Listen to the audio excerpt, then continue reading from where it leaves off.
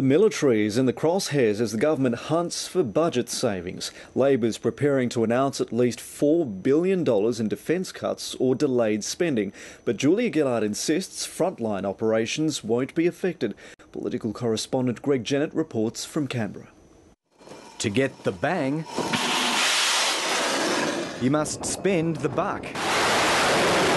Australia does, with almost 73 million military dollars every day, or $26.5 billion a year. A big target when budget week comes around.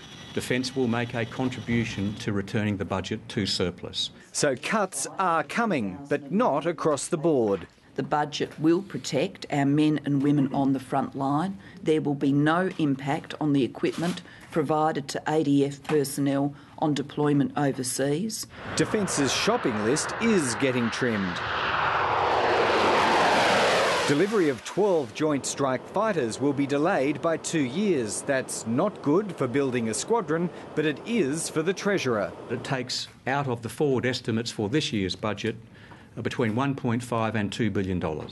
More will come from scrapping an army artillery weapon, and further savings still to be announced on Tuesday. If there is a surplus announced next week, it will be an untrustworthy surplus based on fiddled figures. Order now, pay later applies to planes, but not to the nation's biggest ever defence project.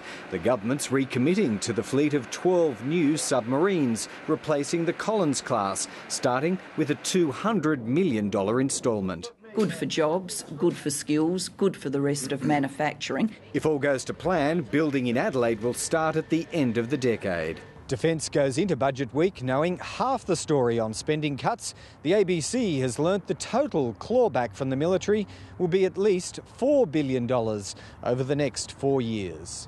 That's not a huge amount considering the long-range 20-year planning they're engaging in. Bases are being shifted to the north and west under a publicly released force posture review, and a new strategic plan will be written for next year. It is right, periodically, to redo the white paper. Especially as war recedes in Afghanistan and the Middle East, and the Asia-Pacific becomes the theatre for this century's power plays. Greg Jennett, ABC News, Canberra.